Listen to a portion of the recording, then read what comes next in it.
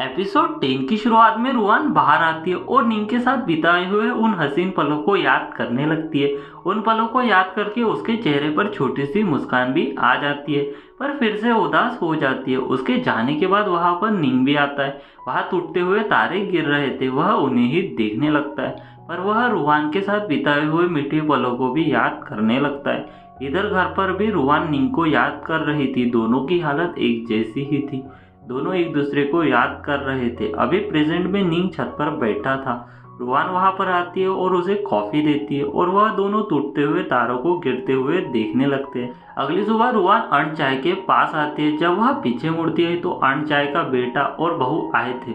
Ruan पूछती है कि तुम दोनों 2 दिन से कहाँ थे। वह आदमी बोलता है कि हाँ, मैं नहीं था, पर इन्हें यह क्या हो गया। रुआन उन्हें बताती कि अर्ण चाय सीढ़ियों से गिर गई थी तो हमने उनका ऑपरेशन कर दिया। तो वह आदमी बोलता है कि मेरी मॉम तुम्हारे हॉस्पिटल में अच्छे से थी, तो वह सीढ़ियों से कैसे गिर सकती है। तो यह इसीलिए तो नहीं क्योंकि मैंने तुम्हारी कंप्लेंट की थी, इसी वजह से तुमने मेरी मॉम को नुकसान पहुंचाया। रुआन बोलती कि यह वार्ड है, यहाँ पेशेंट है, प्लीज आप बाहर चलिए। पर वह आदमी भड़कने लगता है। तभी वहां पर डिंग भी आती है तो वह उसे भी धक्का दे देता है और डिंग को मारने के लिए हाथ उठाता है, पर कोई उसे रोक लेता है और सीन यहीं पर शिफ्ट हो जाता है। अगले सीन में हम सीनियर डॉक्टर को देखते हैं। वह निंग को डांट रहे थे पर सब लोग निंग को डिफेंड कर रहे थे। तो वह बोलती कि मुझे नहीं पता तुम लोग कैसे इसे ठीक करोगे, पर अगर तुम इसे ठीक नहीं कर पाए तो देख लेना।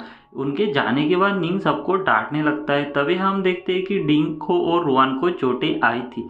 इसका मतलब है कि उन लोगों के बीच में फाइट हुई थी। डिंग सबको डांटता है पर रुआन को स्पेशली खूब सुनाता है। उसके बाद डिंग जा रही थी तो रुआन आकर उससे थैंक्स बोलती है। डिंग बोलती है कि वह फाइट मैंने इसीलिए नहीं की क्योंकि मैं तुम्हें पसंद करती हूँ, वह तो तुम एक डॉक्टर हो इसलिए। अगर कभी कोई आकर मुझे ऐसे बुली करे तो तुम भी मेरी हेल्प तो करोगी ना। जिस पर रुआन को हंसी आ रही थी। डिंग पूछती है कि क्या तुम निंग से प्यार करती हो, तो वह नहीं बोल देती है।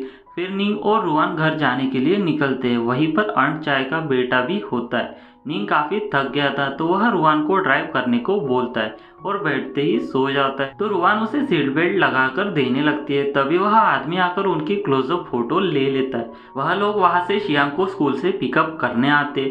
शियांग रुआन को देखकर बहुत खुश होता है और सीधा जाकर रुआन से मॉम मॉम कहकर चिपक जाता है। कार में शियांग रुआन को फ्लावर कार्ड वाला गिफ्ट देता है और बताता है कि हमारे टीचर ने कहा है कि अगले संडे मदर्स डे है तो उन्हें अच्छा सा गिफ्ट दो, जिसे पाकर रुआन काफी खुश थी। पर उसको देखकर उसे उस बुके की याद भी आने लगती है। फिर वह वहां से सीधा रुआन के घर पर आते। उसकी मॉम निंग के साथ शियांग को देखकर उससे पूछती कि यह कौन है, तो वह बताता है कि यह मेरा बेटा है। घर पर आते ही शियांग मस्ती करने लगता है पर रुआन के डैड उसे संभाल लेते और उसके साथ खेलने लगते हैं। तभी शियांग रुआन को मॉम कह के बुलाता है, जिससे सब लोग शॉक रह जाते। पर उसके मॉम डैड कुछ नहीं कहते और सब लोग अपने अपने काम करने में लग जाते। शियांग ग्रैंडपा के साथ खेल के काफी खुश था। जब निंग और शियांग जा रहे थे तो वह सबको बाय करता है और रुआन से बोलता है कि मॉम आप हमारे साथ घर पर क्यों नहीं चलती, जिससे सब लोग फिर से शॉक रह जाते। तो निंग उसे उठाकर वहां से लेकर चला जाता है। अगली सुबह निंग और रुआन की फोटोज हॉस्पिटल में वायरल हो गई थी। तभी वहां पर रुआन आती है। सब लोग उससे पूछने लगते हैं तो वह बताती है कि कल निंग काफी ज्यादा थक चुका था, इसलिए उसने ही मुझे गाड़ी ड्राइव करने को बोला था। गाड़ी में आकर वह सो गया तो मैं उसका सीट बेल्ट लगा रही थी। यह बोलकर वह वहां से चली जाती है। अगले सीन में डिंग बताती कि निंग बहुत बड़ी ट्रबल में फंस गया है। अर्ण चाय की फैमिली ने उस पर केस कर दिया है और उन सीढ़ियों पर कोई सीसीटीवी भी नहीं है, तो हम उसे इनोसेंट भी साबित नहीं कर सकते। पर फिर भी रुआन वहां से जाकर पता लगाने लगती है। तभी उसे सबूत मिल जाता है। फिर रुआन वीडियो बनाकर सबको सच दिखाती कि कैसे अर्ण चाय के बेटे और बहू ने ही उन्हें सीढ़ियों पर अकेला छोड़ दिया था और बताती कि निंग ने उनकी 20 घंटे तक ऑपरेशन करके जान बचाई है। निंग इनोसेंट है, हम किसी गलत रूमर्स की वजह से एक अच्छे डॉक्टर्स को नहीं खो सकते। अगली सुबह निंग भी यह वीडियो देख रहा था।